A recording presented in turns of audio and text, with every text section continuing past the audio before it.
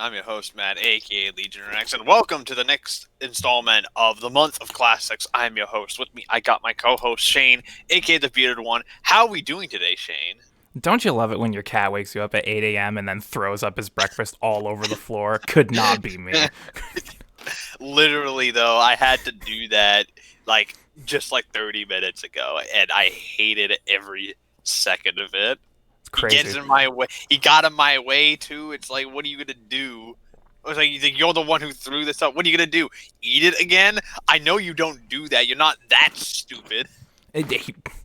I wouldn't put it past him. He has never done that. At least I've never seen him do it. And from what I understand, he doesn't like the smell of his own puke. So I don't think he's going to die. I don't think he's going to try. He's not a dog. I know dogs have done that in the past. When my dog throws up, he just stares at it and he's like, "Well, you gonna clean it up now, or like what?" Animals everywhere. I love them. With me, I also have my co-host Spencer. How are you doing today, Spencer? I'm making a corn chip. Fucking. Spencer has tacos with him. No, I finished my taco. I'm eating a corn chip. Yeah, get with the program, man. God. Oh, we said you had tacos, so. No, I had a taco because we didn't have peanut butter. So I couldn't make myself a peanut butter sandwich. So I grabbed myself a singular. Just went with tacos. I grabbed myself a singular taco. Used the rest of our ground beef, and I picked up some sea salt corn chips. Because of course, and a can of Coke. Because of course, the logical alternative to a peanut butter sandwich is a full ass taco. Just a full taco. It was delicious. Would you slather peanut butter inside the shell too while you're at it? He didn't have. Oh wait, you didn't have any, right? Didn't have any. Yeah, Shane. That's well, what about the taco? What about like almond butter or some shit? Almond butter. What am I, a fucking monster? Are you calling vegans monsters? Yes. You heard it here first, folks. Spencer condemns vegans. They eat innocent plants, Shane. Yeah, the fucking nerve of those people. The fucking nerve of those people eating goddamn lettuce. Can you believe it? That lettuce had a family. It had a wife and lettuce children. And now guess what? Papa ain't coming back. Papa went to work. And you know what? He wasn't going for milk. He was going for dinner.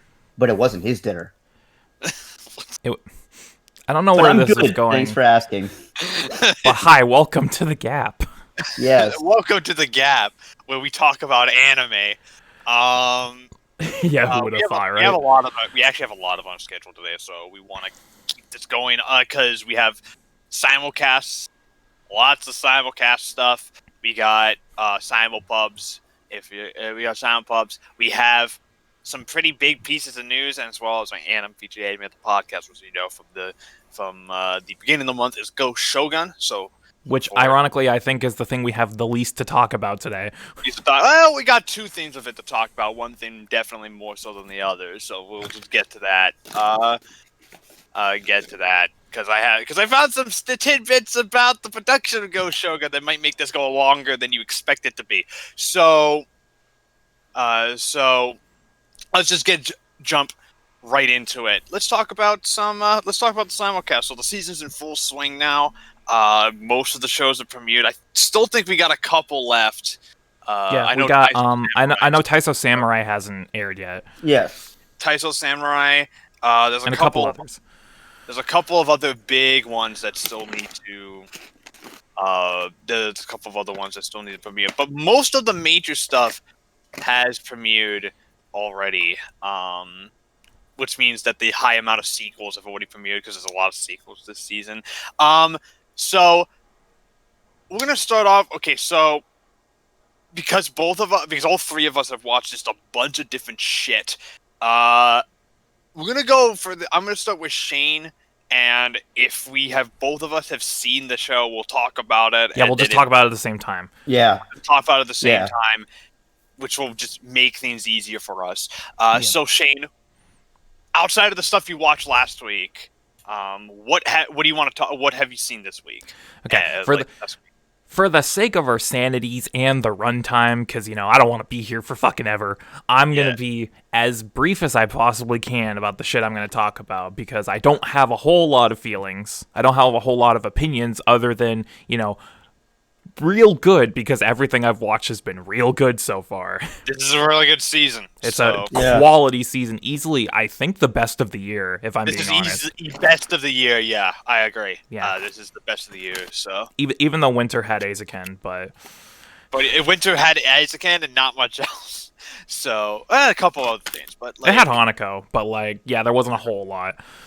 Yeah, Somali too. But this is definitely a far better... This is the best season of the year. Everything I've seen is quality stuff, so... Mm-hmm. So I'm going to start off with something that Spencer and I have watched, but Matt hasn't because he's not caught up yet. Golden Kamuy. I haven't seen it, so go watch Golden Kamuy. Go talk about Golden Kamuy. Yeah, buddy. Let me just say that Golden Kamuy is the perfect show. I don't give a shit. I don't care what anyone says. This is the perfect goddamn show. Everything about it, all of it is executed to perfection.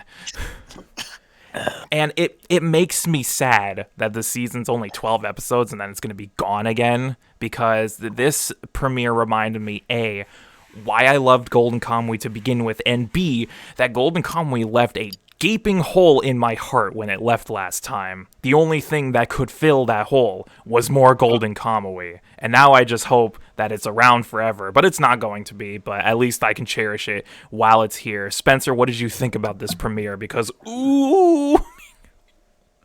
Jesus Murphy, does Gino Studio make good work? Okay? They literally do not waste any time. They just get right into it. It's like they start. They're like, okay, here's a very, very brief refresher about kind of what happened, and then go. Here's what we're doing. We're going insanity here from the moment it starts. Insanity. There's Russians now. There's shirtless Japanese men. There's fighting. There's Wolverines. There's Wolverines. There's a 2D bear.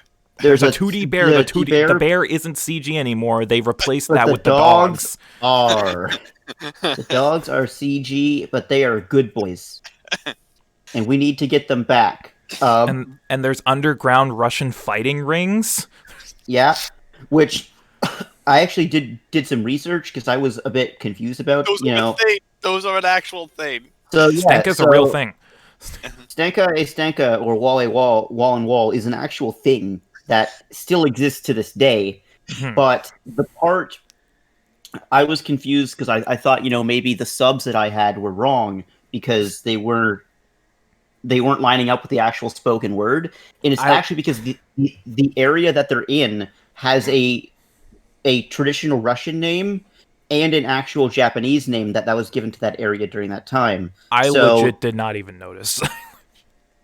I did, because it's the actual Russian name starts with an S, and they were saying a word that starts with a K, and I was like, those sounds are not the same. But that's not the same. What? All your favorite boys are back. All your least favorite boys are back. All your good boys are back. It's just it's like being wrapped in a familiar blanket because it's really cold out. It's just warm and comfy, and it makes you feel at home. I feel at home when I'm watching Golden Kamuy, and I'm happy to say that not only is it back, but it's honestly better than ever, because I think this was the strongest premiere it's had across all 3 seasons. Hey.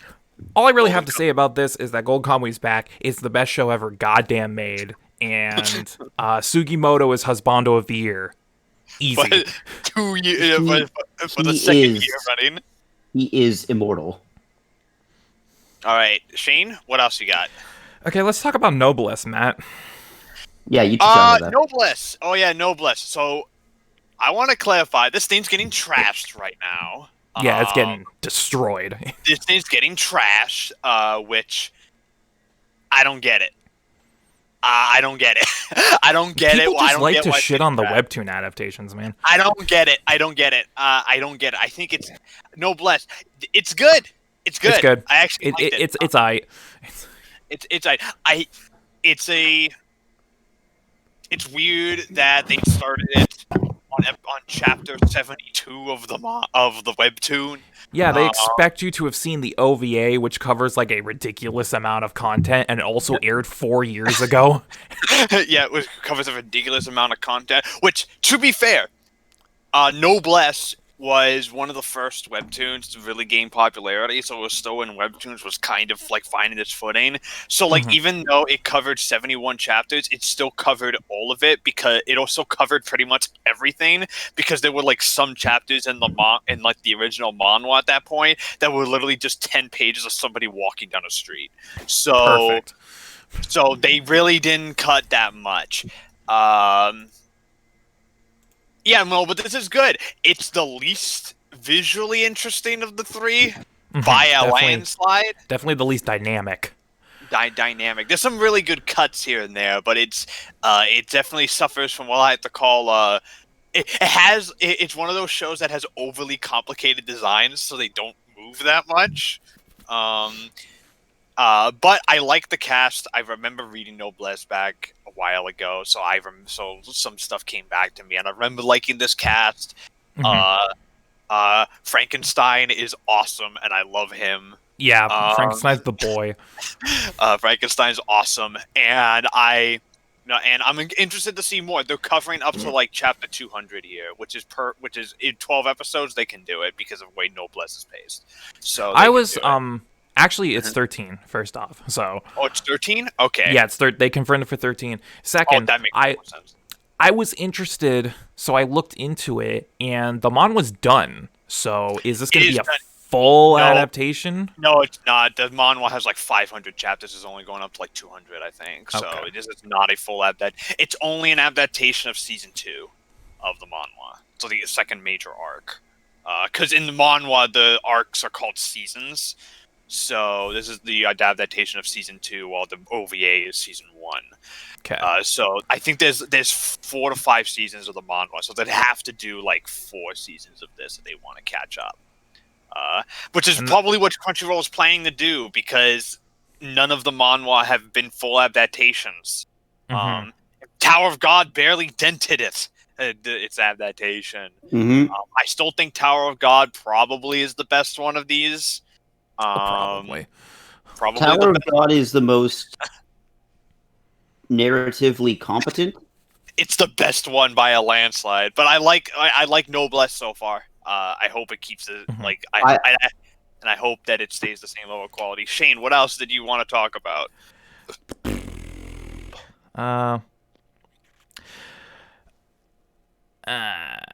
Let's save that one for that. Okay, let's talk about Akudama, because all three of us have seen that. This fucking shit blew my socks off. This thing is so good. I don't understand. Okay. Matt popped into side chat and he was like, "Yo, this is the raddest show of the year," and Spencer was also losing his mind over it. And I was like, "Okay, let's see how this is." It's so good. It starts with a dude riding a cyber motorcycle up a building with grappling hooks. His name is Courier. He has no name. His name's Courier. He doesn't have a name. He has an occupation. He has an occupation and a prison sentence of 785 years. For delivering packages. Also, probably murder. Let's be honest. Oh, yeah. He's probably run over a few people with that motorcycle. All right, so the basic premise of this show is literally it's Mirai Nikki meets Danganronpa meets fucking Akira, and that's pretty much all you need to know about it. Give it a cyberpunk coat of paint and you're good to go. Yep. And it's the one thing I want to bring up is the animation of this show is fucking fantastic. It looks spectacular. Crazy to me is that it's Studio it's Pierrot. Poirot. It's Yeah, it's Poirot. Poirot. Pierrot. It's Poirot, which this might be one of the best looking shows they've ever done. And it's if they can keep this level of quality for 12 episodes, because this is also an anime original. Like, there's no source material here. And I'm very excited to see how this goes. Because the animation's great. The direction of this show is phenomenal. Phenomenal. Like, the way it transitions between the characters and the way it cuts is so unique. You can tell there's a lot of Danganronpa influence in this. Well, it's the same writer, yeah. So, it's the same writer, creator, and composer. So it's basically Danganronpa staff makes an anime that isn't Danganronpa. I do appreciate the fact that every character in this show is. I love shows where like the main hook is that everyone is just insane. Like everyone's just bonkers. I love shows like that. I also like shows where the majority of the characters don't have names; they have an occupation or a trait. That makes it really easy for the audience to just go, okay. So, what's his name? Oh, it's Brawler, so he likes to punch people. Gotcha. What's his name? Hacker, so he likes to hack things.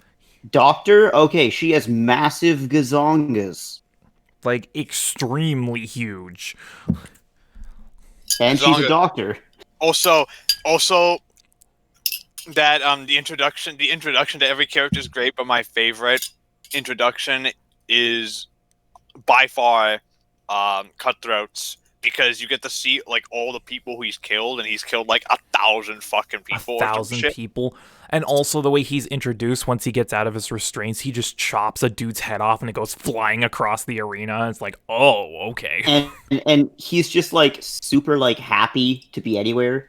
Yeah. Also, he's this is so censored, by the way. Like, there's a lot of censoring here. So it's really funny when like heads are flying and people are getting dismembered, and there's just giant black circles rolling around on the floor. And you're just like, that's a head. That's a head. That's a head. Yeah. I was like, it's gonna be one of those shows. Cool.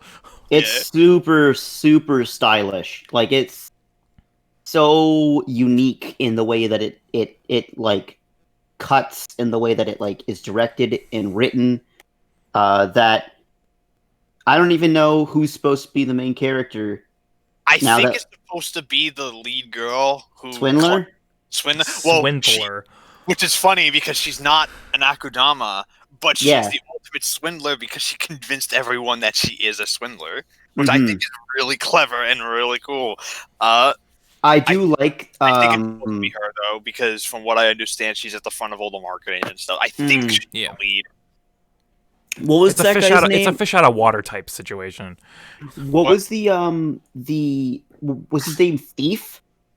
Hoodlum. He's there for 4 years because because he probably just stole some money from a bank or some shit. And just his like introduction is just like money. This man likes money, and you're just like, okay, that's all I need to know. Continue, please. Also, right. I love the color design in the show. It's so vibrant, and it really doesn't. Okay, it reminds me of JoJo in the way it does its color design, because it's not afraid to play around with color and how it's perceived. It just slaps that shit on there, and I love shows that do that. Yeah. Yeah, this show is from the director of the same director of the person who brought us the Persona 4 anime and the Persona 3 anime. So you can definitely tell that he knows his color work. He also did the excellent Kino's Journey from a couple years ago. The new one? Yeah, the new one, which was excellent. If you haven't checked it out, watch the new Kino's Journey. It's really, really good. But he's the head of this, and this is so good. This is absolutely one of the standouts of the season in terms of originals. Like, it just looks great. All right, anything else, Shane? I watched Hypno Mike. Yeah, you watched Hip Mike. He did it. He's on the train. This shit's so fucking stupid. It's amazing though. I've described it as like the nicest way possible. Absolute hot garbage. There is no deeper story. There is no hidden meaning. There is no thematic depth. It is you just like pretty cute boys anime rapping. boys rapping, and you like basically every rap battle just turning into a music video / a typography video. There you go. Enjoy it, because that's what you're gonna get. And you know what? I want like 900 episodes of this.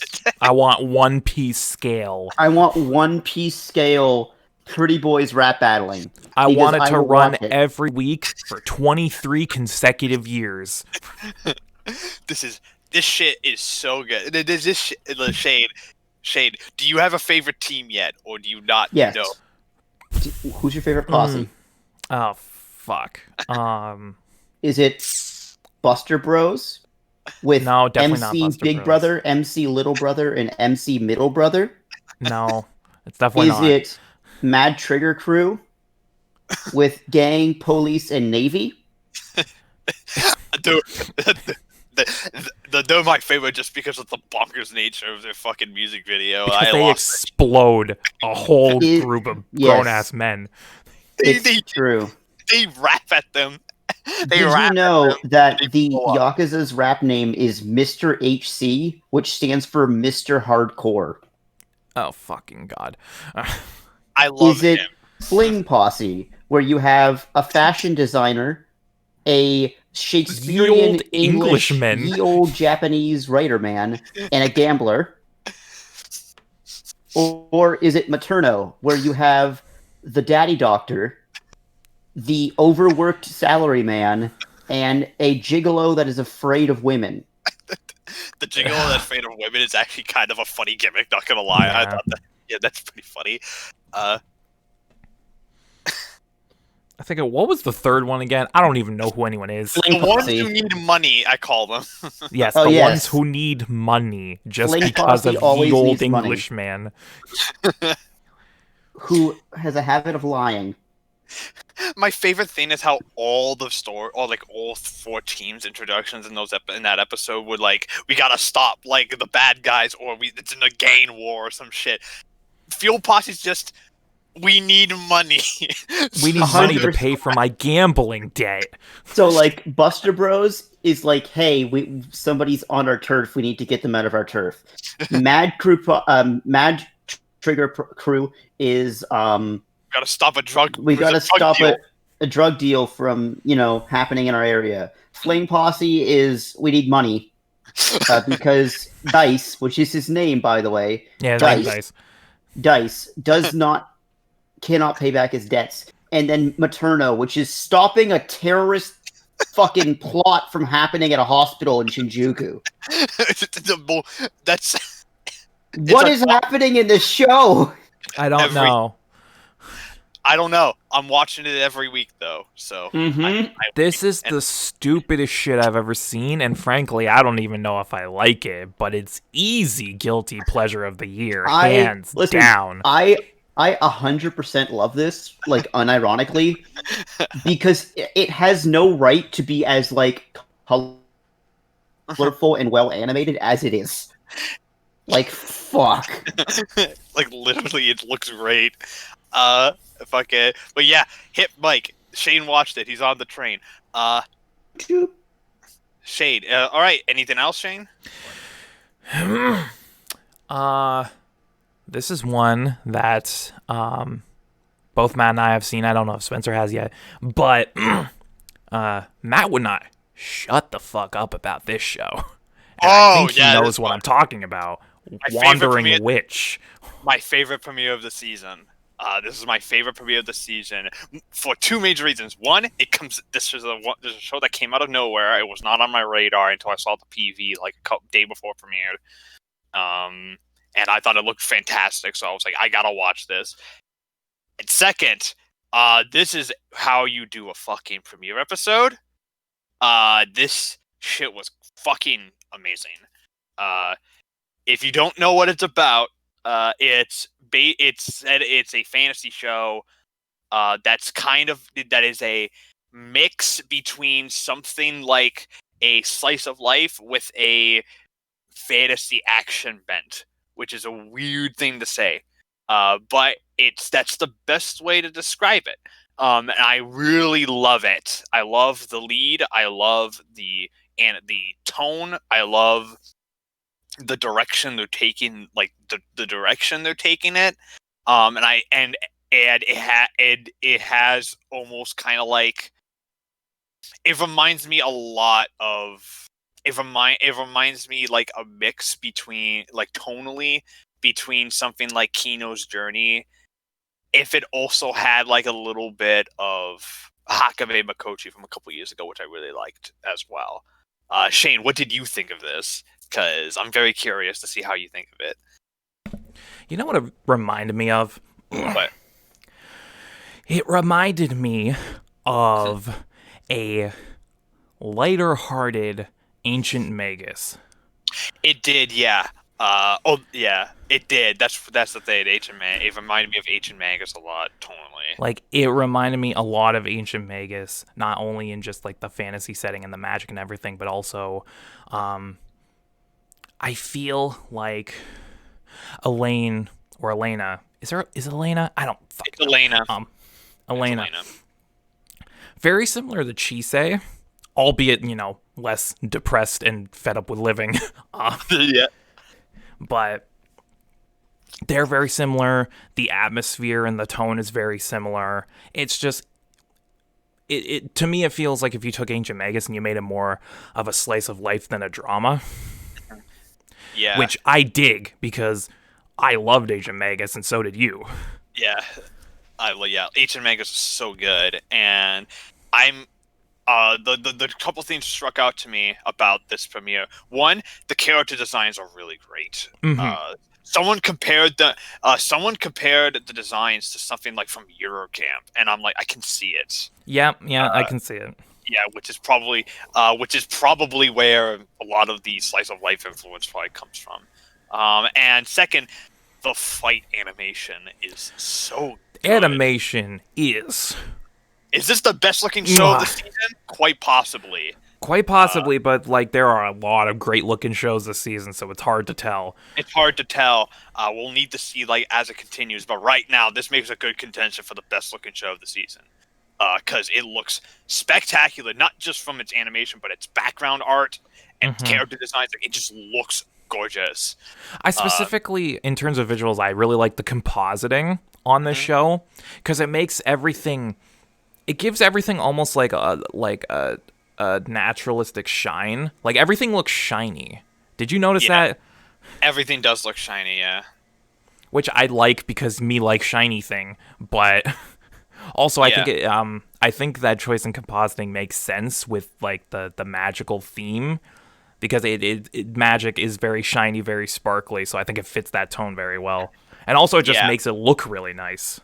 Yeah. What's interesting is that I was reading some stuff about because this is based on a manga. The manga, it doesn't really have an overarching story.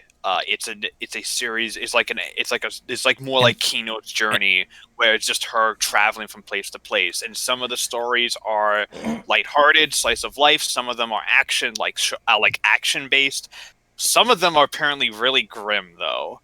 There's some dark stuff in this apparently, which I'm excited for. I want to see a show like this that balances these different kinds of tones. I want to see Elena die. No. I want to see her pushed to the brink of death and then make a miraculous comeback with the power of friendship. I'm excited for this, though. Because I love the premiere of this, and it's probably like the show I'm most looking forward to watching more of this season. Because everything about it just clicks with me. Like, it's what we call my shit. It's what we call Matt's shit. Yeah, absolutely. Is that all you need to talk about, Shane? Or I only have one more, which neither of you have seen yet, because I watched it very late last night. Adachi and Shimamura. Yeah, I was gonna watch this morning if my cat didn't fucking throw up. So, and then my cat went. Bleh. Yeah, so I couldn't. I was so mad. All I have to say about this is that if you watched Bloom Into You and loved that, you will love this. And I don't think I have to say anything more. Because Bloom Into You was like one of my favorite anime of 2018. And I'm very excited for this. I will not be shocked if this ends up being one of my favorite anime of 2020. The general premise is that two delinquent girls skip class and hang out together and then eventually form feelings for each other, and I am all for that shit. You know what we call that? Wholesome. That's wholesome, it's gay, and I love me gay. It gonna be great. I am excited for it. Also, apparently, one of the fucking isn't one of the characters like a weeb or some shit? Or an otaku, because like there's a Dragon Ball reference or some shit. Oh no, it's like really offhanded at the very end because one of Shimamura's friends is like, okay, so what kind of person is Adachi? Do you know anything about her? And Shimamura's like, she really likes water. Like, she's not picky about brands, she just really likes water. And then her friend comes back with, oh, so she's a Namekian then. And then Shimamura responds to that with, maybe, but I haven't seen her regrow any limbs yet, so it's hard to tell. That's funny. And I was like, show of the year. Fuck off, Azuken. This fucking show of the year. Alright, is that all you have to talk about? Yeah, that's all I've got, so whatever other little stragglers you guys have. Alright, Spencer, what do you have to talk about? I'll start with the stuff I think we've seen together. Mm-hmm. Yeah. Let's try and keep it brief, too, because we're already going a little long. Yes. We're going a little long, so... I am. So, I watched Sleepy Princess and Demon Castle. Oh, Sleepy Princess is so good. So good. I fucking love it. It's like probably comedy of the season for me. Easy. You know, mark it down on the calendars. October 9th, 2020. It is a Friday. I will gladly say that Doga Kobo has nailed every single show they've done this year. They are 3 for 3. Yeah, remember when they did Sing yesterday? Yeah. Yeah, and that's probably one of my favorite anime of the year. Yes. But it's just it's a really cute and really, really relatable story about a princess that gets kidnapped in a fantasy land, and she just wants to fucking sleep. she just wants a good sleep. And there's some joke. My favorite jokes in this show are like, it's like the weird mix. You wouldn't think that the show would have this, but it has like a surprisingly warped and demented sense of humor because she literally murders a sheet thing, and she murders a ghost because she murders a ghost because this like fucking blanket thing has like has like this like it's like a cape that's alive, and she wants it because it looks really fluffy and soft, so she can lay on it, she can like sleep on it, and she fucking kills it and takes it. She just like walks up with scissors, snips it in half. It's dead. You see its spirit leave its body, and she's like, finally, a comfy blanket. Like, she steals it. Oh, and she also dies at one point, and it's fucking funny as shit. Bro, that's relatable. I would die from my sleep. No, she dies she falls into lava and gets resurrected. and gets resurrected by the demon cleric because they need her alive. And the first thing that she thinks is like, not thankful that she's alive again, that she can't hear anything in this coffin, so she's gonna make it into a bed. So she uses the horns of the demon cleric as a sander to sand the edges of the coffin, and then she takes some of the quills from a quillahog, I think is what it's called. It's just whatever, and then like uses that. Like she's a maniacal genius that just wants to sleep, and it's hilarious. It's so good. It's so good. There's Doga Kobo had another show this season too that was also very good. Yes, we'll talk about that as well because you watched it at Ikebukuro Westgate Park. Yeah, or IWGP. IWGP. as it's being called. This was in terms of adult dramas from Doga Kobo. This wasn't as good as Sin Yesterday, but it was very solid. Yeah. Very solid. It's fucking wonderfully animated. Mhm. It looks fantastic. Almost like all of Doga Kobo shows. Yeah. It's wonderfully animated. It's okay. How do we put it? How do we put it to explain to the chain? It's a gang that doesn't like drugs. It's a gang against drugs. It's wholesome gang warfare. Basically, it's a gang that is against people doing illicit acts on their turf. Yeah. So it's a gang, but instead of them being a bad thing for instead of being against the law, they are helping the law in their own way, which is their own way. Yeah. Premise. It's still what they're doing is like illegal, but the gang is so large that it's kind of like, in John Wick 2 when John Wick comes to New York and just everybody's apparently an assassin. Everybody in New York is an assassin. It's like that, except a place in Ikebukuro.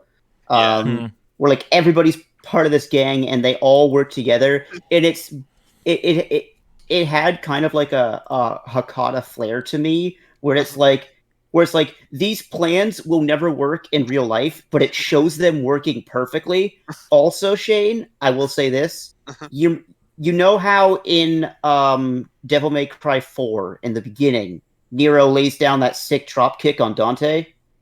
Mm-hmm. Well, there's a sick drop kick basically at that level in the first episode. Cool.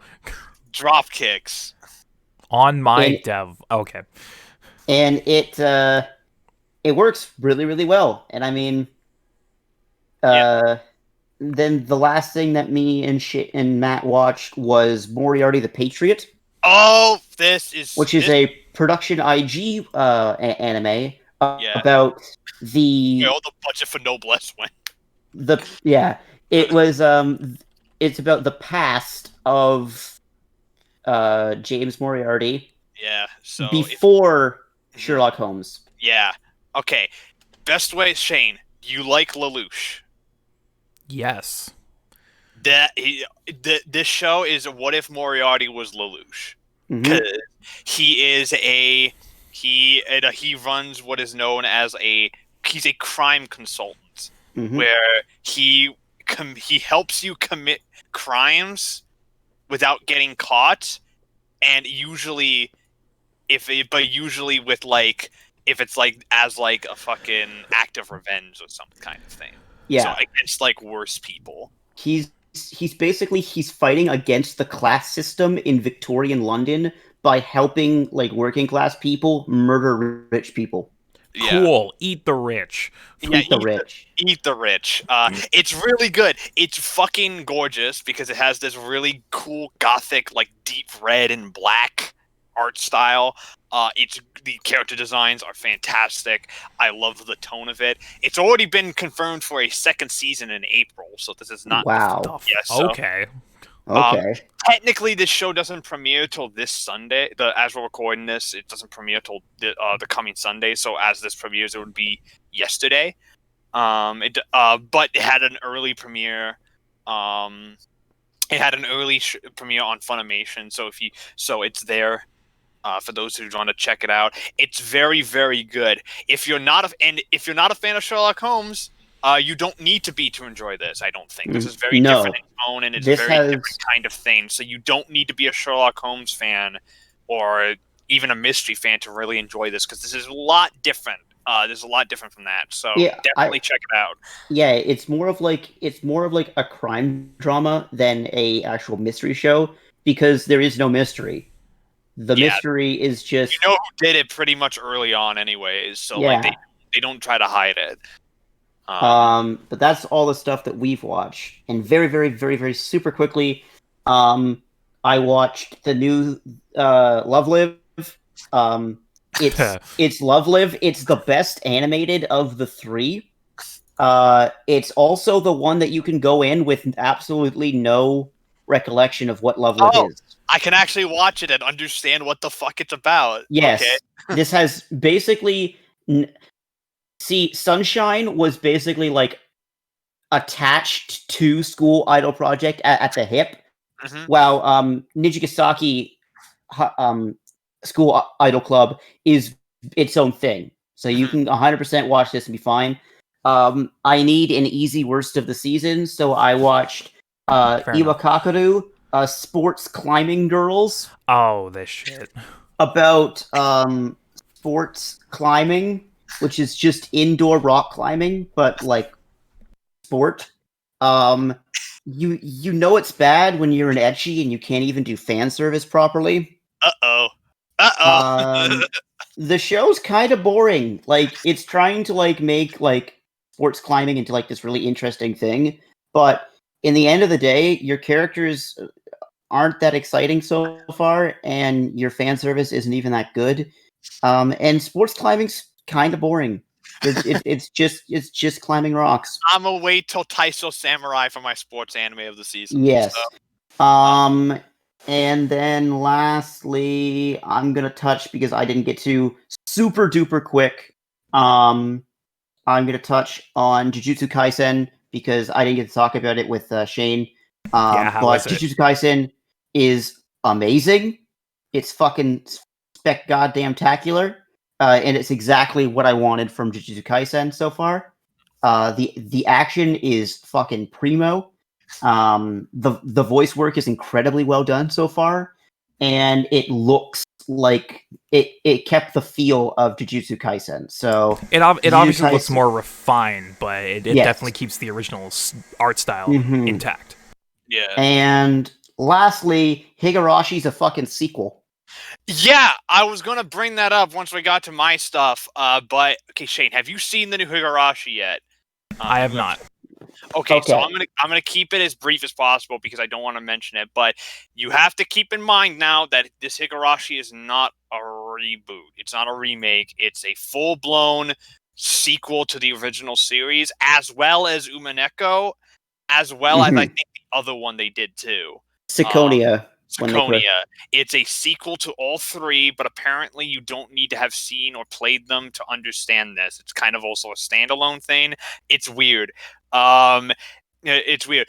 The thing is that it's a sequel to Higurashi, and because Shane, it's episode 2, and you see Hanyu already. They don't hide it. They just reveal it. Okay. Beginning of the bat, Hanyu's shown, and you see a teenage Rika, and there's like time travel involved.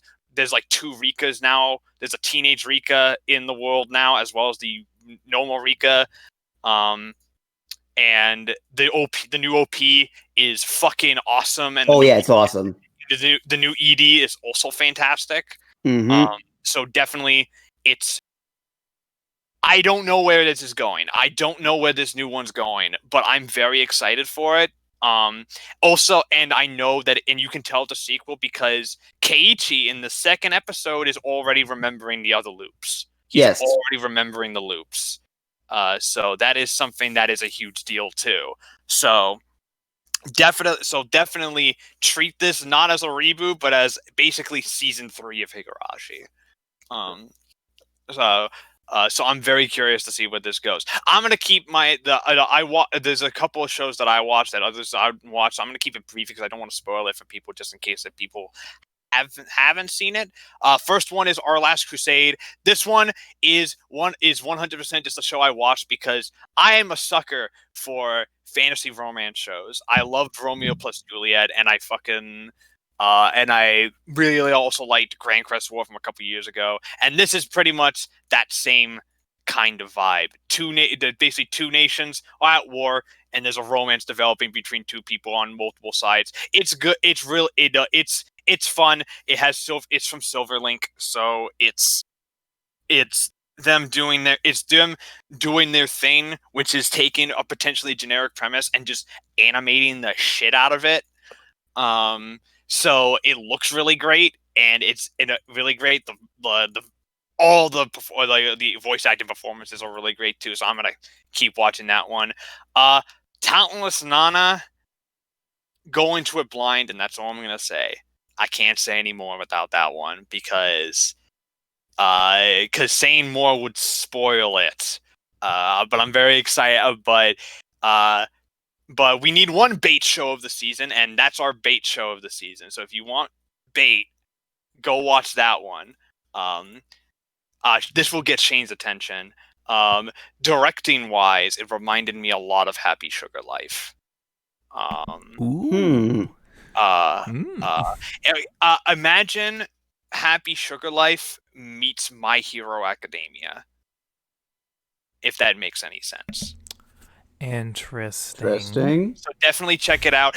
It has a the first episode shook me. Like there's some stuff when something happened, I was like, no, you cannot be fucking serious.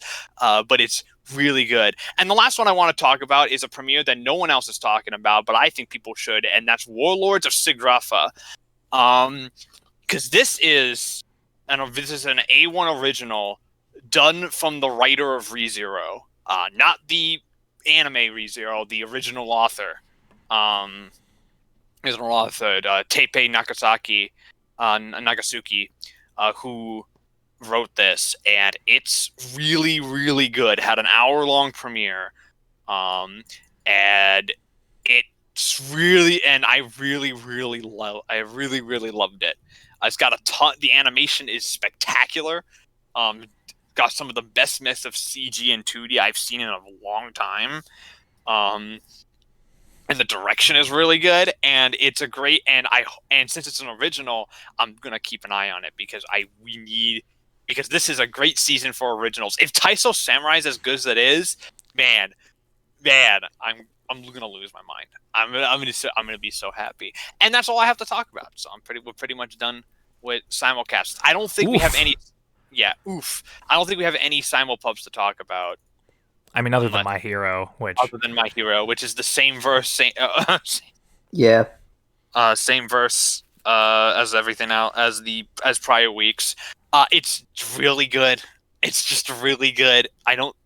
It's just really good. I don't know how much longer this arc's gonna go on because it's been I like have no idea. Chapters. It feels like it's reaching like the end, like the fucking climax of it. Yeah. It feels like we're reaching endgame of the whole series, not gonna lie. But I know it's not. I know it's not the endgame of the show, of the series. I know for sure it's not. So, like, what is this? Like, what's gonna happen? That's what's getting me. And I'm very, very curious, and I'm very excited to see where it goes. Okay. And I believe that will be all for anything airing and reading right now. So let's move on to some news. So let's talk about how Evangelion's coming to Blu-ray. Let's talk about this. So G.Kids announced on Saturday that it has licensed the North American theatrical home video and EST rights to the 1995-1996 Neon Genesis Evangelion TV series, as well as the films Evangelion Death True and End of Evangelion. The company plans to offer these titles on Blu-ray disc and digital download to own next year. This will be the first time that the TV show has been available on Blu-ray in North America. Evangelion Death True is the updated 1998 edition of the 1997 compilation of the television series with some updated footage. End of Evangelion film provided a new ending to the story in 1997. The original anime and films were some of those influential and critically acclaimed works in the history of the medium, but had long remained out of print and unavailable in North America. ADV Films' last release of the anime was the Platinum Edition DVDs in 2004 and 2005. The company shut down in 2009. Okay, it's awesome. We're finally getting the fucking Blu-rays of this, and we're getting there's an Ultimate Edition coming out for it as well. And it's awesome. We're getting the Blu-ray for this. I hope they're the Blu-ray masters that came out in Japan because they look amazing. And if they are, then this is going to be basically 4K Ava, which sounds perfect to me. Which sounds amazing. Imagine watching End of Ava in 4K. I would lose my mind. The question is, now this is the big question. Are they going to have... Which dub are they putting on this? Yes. Or is there even going to be a dub on it? Or is it just going to be sub only? Is it going to be sub only? The thing is that 100% the Netflix dub is probably going to be on this. Most likely. Most likely. The real question is will the ADV dub be on this? Because normally, because if it was Netflix releasing this, I'd say no. But it's G-Kids. And It's G-Kids, which means it's going to be readily available, and it could potentially have the original on there. They have money, and they are well known for putting out quality shit with their releases. And so here's what I think they're gonna do, because Right Stuff did something similar with Gundam Seed a couple years ago. When they re-released Gundam Seed on Blu-ray, but they redubbed it to the dismay of me and many other fans. But when they re-released it, they had an ultimate like collector's edition, which had both the new dub and the original Ocean dub on it, which I consider for Gundam Seed the Ocean dub superior. They had the Ocean dub on it as well, but only in that release. I would not be shocked if they pull something similar here and have the ADV dub, the original OG dub, available on the Ultimate Edition as like an exclusive like bonus thing. It's like, hey, if you pay like extra money for the Ultimate Edition, you not only get the new dub, but you'll finally have an chance to have the original dub again, which I am actually willing to fork out the extra cash to finally just have the old dub again, personally. Well, who even knows what the pricing on these things is going to be, because G-Kids releases are usually very affordable. Yeah. Now, if it's an Ultimate Edition, who knows how expensive it's going to be. Yeah. But at the same time, like, I'm willing to fork over extra cash for a.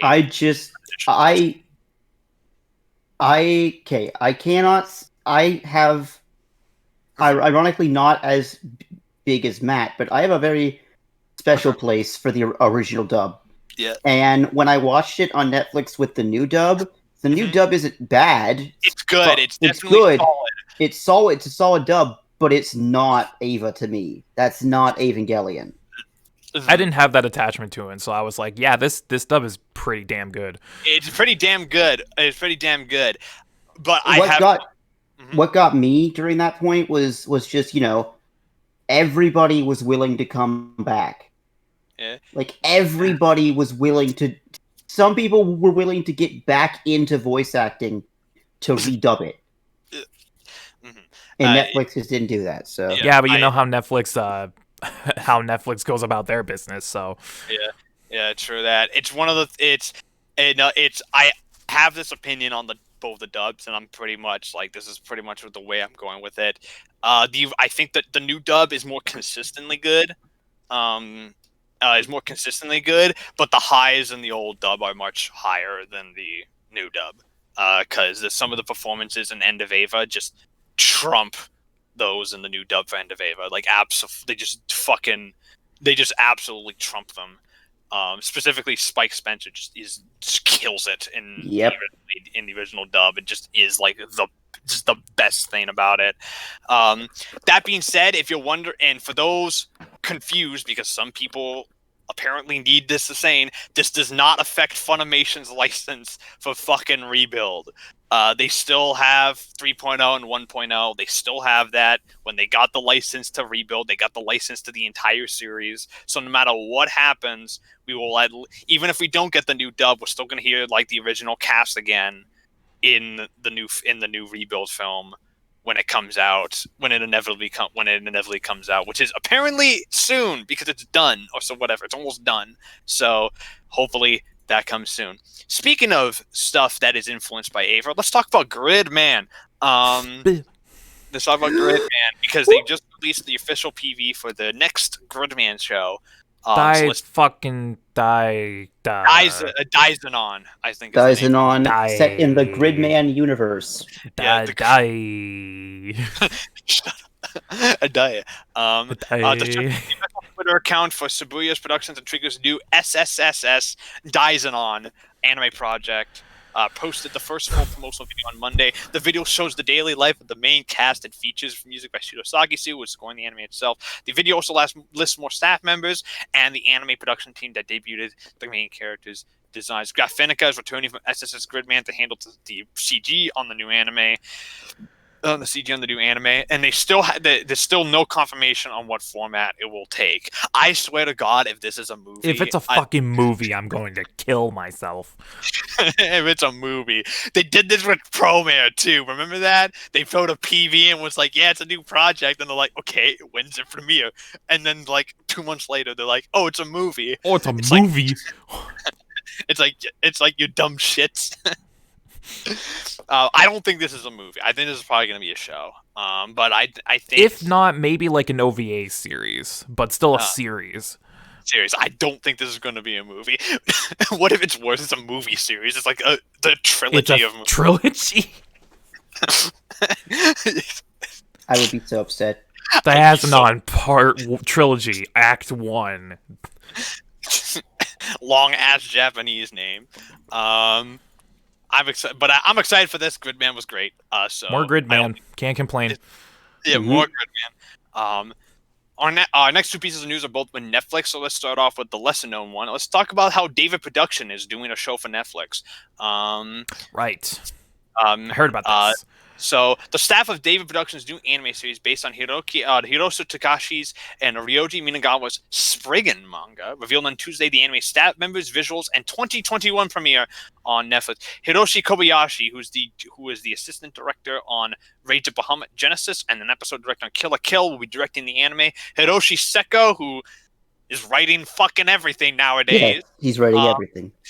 Is the writer on the show, and the character designer of Little Witch Academia, who's Sue Hanada, will be designing the cast for the show. Netflix will debut the anime worldwide and will be exclusive to there. The manga story centers on Yu Anime, a high school student who's also a Spriggan, an agent charged by the Arkham Corporation to protect the ancient relics of an advanced older civilization from falling into the hands of states and entities who wish to misuse them. Misuse them. So Spriggan is a older manga. The manga came out from 1989 to 1999 and actually had an anime adaptation years ago in 1998, which was a movie, which also got a dub as well in 2002 from ADV. Back in the old days of the dubs, back in the old days. So I'm excited for this just because it's David Production doing an older show, doing an older manga, which can only mean one thing. It's going to probably slap. It's going to be probably good. I mean, they do have a track record with doing old manga. I don't know what you're talking. Oh, yes, JoJo. Oops. Yeah, take Joe. I don't know what you're talking multiply about. it by 2. What do you get? A bizarre adventure. A bizarre adventure. Specifically, their bizarre adventure. Speaking of Netflix, let's talk about the biggest news of the week because they just dropped a massive bombshell about Godzilla. So, does anyone who here likes Gojira? I don't fucking know what you're talking about. What are you? Never heard of it. What language are you speaking at? I don't have. In how he's better known in English, Godzilla. Oh, Godzilla. Yeah, still haven't heard of him. I don't have, multiple VHS tapes, DVDs, figures, soundtracks, posters. Never heard of him. I have an autograph from Mr. Godzilla himself. Mr. Zilla, actually. Yeah, Mr. Zilla. Godzilla is my father. Godzilla is my father. Call me Jim. Call me Jim. Godzilla is my dad. Godzilla.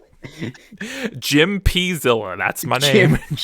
Jim P. Zilla stands for Jimothy Parker I just Zilla. imagine Godzilla is like this massive movie star while like fucking Jim P. Zilla like works in an office or some shit. Hey, here's my business card. He's wearing like those small like accountant's glasses in front of like a comically small like tax calculator and just like I see that you didn't fill out your your T4As this year. Oh, Here's I see your paperwork. I see your revenue is up this year. Very, very impressive. Your income tax is about. Oh, you owe us $200. Sorry about that. Right, So G.A.P. Zilla is the name of this episode by a landslide. 100%. absolutely. Jimothy Parker Zilla. That's his full name. Just get on with the news. Just get So on with Netflix it. announced on Wednesday that it will stream the Godzilla Singular Point anime series globally in 2021. Atsushi Takanashi, who is the director of a Doraemon movie, Ride Back, and the Blue Exorcist movie, is directing the series, which is a collaboration between, get this, Orange and Bones, which are collaborating to combine hand-drawn and CG animation styles. Kan Sawada, who is the composer on the Doraemon films, and Yoramushi Pedal is composing the music, and Japanese science fiction and critically acclaimed Japanese science fiction novelist To Inzura, who wrote Empire of Corpses, is supervising and writing the scripts in his first ever TV anime, hell, TV thing in general. Kaze Kato, the creator of the Blue Exorcist manga, is drafting the character designs, and Eiji Ranamori, who was the key animator on Princess Mononoke, Spirited Away, and Rin Rises, is going to be designing all of the kaiju monsters for the show. The series will premiere on MX and other channels in April 2021. Netflix previously debuted an Godzilla anime film trilogy between November 2017 and November 2018, which was directed by Kobun Shizuno and Hiroki Sugesa, who worked on it at Polygon Films, and was written by Gen Urobuchi. If you did not see the film trilogy, consider yourself lucky. It wasn't very good. It wasn't worth it. It's Gen Urobuchi doesn't know how to write kaiju. That's the thing. His style doesn't work with kaiju stuff. So unfortunately, it just ended up. They tried to turn Godzilla into it was a Godzilla thing where, like, oh, Godzilla was actually an alien, and they went to another planet, and he was like the size of like a mountain, and fucking fought a King Ghidorah who was also like the fucking leader of some alien race or some shit. It was really fucking stupid. It was really stupid. They basically tried to turn Godzilla into like fucking like some big sci-fi epic, which is not what Godzilla is. Godzilla is actually pretty simple. It's a pretty simple concept. Giant monster beats up giant monster. Godzilla's basically just a dragon. He's just a radioactive dragon. That's all you need to know. There you go. Big monster fight other big monster. He fights a giant moth. Can we talk talk a about giant the bug? fact that Bones and Orange are collaborating to do a Godzilla anime with the what the people fuck? and the Blue Exorcist, the manga creator? So this is Anime of the Year 2021, right? Like, easy, like, without question. Like, this sounds incredible. If you've not seen, from what I understand, it's going to be the monsters are CG and everything else is 2D. That's what I think it's going to be. Yeah, okay. So Orange is going to follow handle all along, the kids. monster stuff. Follow along, Bones is going to handle all the animation. We have an accredited key animator that made arguably the greatest Studio Ghibli film ever made. We have a credited and storied science fiction writer stepping out from behind a book to actually do something for TV for the first time ever. Mhm. And we have a credited writer and character designer. Yeah. I'm sold. I don't know about you guys. Yeah. Shane? Me PP hard. This sounds incredible. This sounds goddamn incredible. And it's not goddamn incredible. I'm so happy that also, and yeah, this is, by the way, this is the thing Orange was talking about when they were like, yeah, we're doing a remake of a familiar title. I didn't expect it to be fucking Godzilla. I did not expect Godzilla. Fans, I'm so sorry. Everyone thought it was rip in pasta. I guess we'll have to wait till next time. But yeah, I'm excited for this. I am absolutely excited for this. They mentioned it's on Tokyo MX in 2021, which makes me think that I think Netflix is we're probably gonna have to wait a bit to get it because it's gonna be in Netflix jail. Yep. But you know what? It's worth it. If it comes out in 2021, I'm sold. I'm absolutely massively sold, and it's Orange with Bones. What black magic god did someone pray to make this thing happen? Like, okay, Bones doing the 2D animation, so that's gonna be fucking phenomenal. Orange doing the CG, so it's already gonna look a million times better than everything else. And all the other staff they have on this is like a dream project come true. Yeah, on something that on fucking Godzilla, like a Godzilla anime, like holy shit, like it just sounds fucking great. I can't wait for this. Like, it has no connection to the trilogy, by the way. It's an original take on Godzilla. I can see the planets aligning for this to come into place. Mm-hmm. Look, there's Jupiter. Oh shit, I see it. Yeah. Oh shit. Just look out your window. You see Jupiter. It's right there. It's coming. It's lining up. It's lining up. All right, and now let's move on to Now it's time to move on to our featured anime of the podcast, which we don't have. We don't have as much to talk about with this, but I actually have a little bit of history with it. History to talk about with it because it's actually it's interesting. You'll find out. So our featured anime of the podcast is the 1981 mecha. It's chosen by Spencer. The 1981 mecha anime GoShogun, or it's known in Japan Son Goku Majin GoShogun. Or if you're from Europe, you know it as Macron 1. That's what it's called that over there. And it's directed by Kunihiko Yuyama and written by Takeshi Shudo from Ashi Productions, and it originally aired from July 3rd, 1981 to December 28th, 1981 for 26 episodes, and is currently licensed in North America by Discotek Media. We'll also be talking about its movie, but we'll get into its movie in a little bit after we talk about the show. So we'll save that stuff for later. GoShogun is set in the far-off year of 2001. Wow! Which I'm pretty sure, if reading up, is supposed to be a reference to 2001: A Space Odyssey. Space Odyssey makes sense. Yeah. Be a reference to 2001: A Space Odyssey.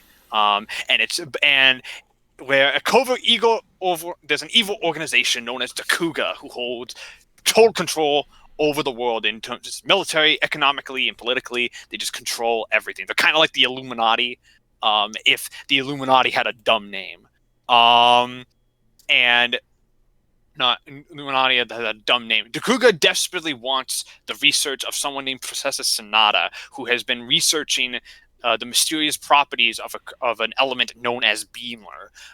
What does Beamler do? Heck if I know. The show doesn't explain it very well. But it's the but it's this. But basically, but both sides want it. Sanada sets off a suicide, but Sanada would rather kill himself than let it fall into the hands of Dakuga. So that's what he does. He kills himself and which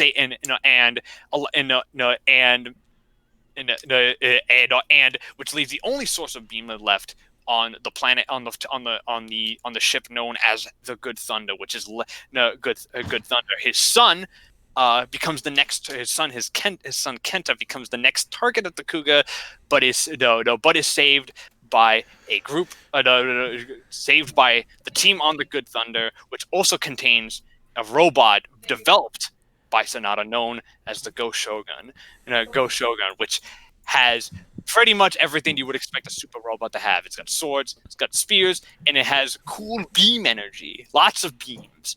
And the series and the series follows the battles between the Good Thunder and Dakuga. This show is far more interesting to talk about for what it did for a lot of people's careers and less of the show itself.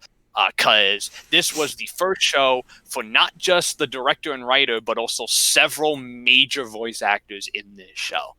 And several of the staff behind it too. A lot of the staff on this show would later go on to go work on stuff like Dragon Ball Z, Fists of the North Star, and Pokemon, and a bunch of other big stuff. The director of it was the director, Kunihiko Yuyama, was the director on Pokemon for over 20 years. He stepped down just last year, not because he wanted to, but because he retired. Takeshi Shudo was the original showrunner of Pokemon back in the Indigo League days.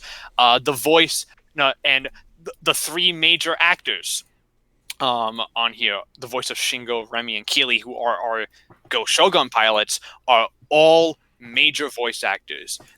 Shingo's voice would later go on to be Starscream and Giovanni and Chan Shinhan and the lead actor in Saint Seiya. The voice of Remy would later go on to be Launch from Dragon Ball, Kaguya from Naruto, Big Mom in One Piece, Aurelie from Dr. Slump. The voice of Keely would later go on to be the lead in Slam Dunk. He's Hal Emmerich from Metal Gear, if you know Metal Gear. He's also Don Flamingo from One Piece as well. Everyone, pretty much this entire show is the starting, and if you all trace back the careers, it all comes back to GoShogun, with the exception of a couple of these actors were in the original Gundam before this. So a lot of these actors are also Gundam alumni. So again, this show's kind of a big deal for a lot of people's careers. It's a shame then that the show itself isn't actually that interesting. Boo!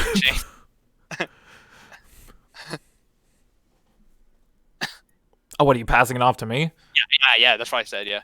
Oh, this show sucks. Okay. I'm Whoa. I'm being a little harsh. That's being really overly harsh. No, it's not bad. The show isn't bad. I want to clarify. It's not a bad show. It's just insanely okay. mediocre. Hearing all the history behind it, just in terms of like the voice actors and some of the predominant crew on the show, makes me appreciate it more than I actually do, because this show is extremely boring and generic. And I'm not gonna say that it's a bad show, because it's not. It's competently made, but God, I just don't care about any of it.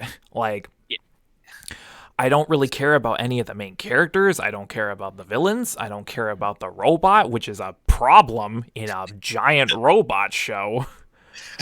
I don't care about any of the situations they're thrown into, aside from a few near the end, but that's not enough to save her from being just painfully mediocre and bland. And I'm interested to hear what happened with the show to make it like this, but as it stands, take it or leave it. I really have no strong feelings either way about the show, and that's the worst thing I can say about it, is that it's just boring and uninteresting. Hey, Spencer?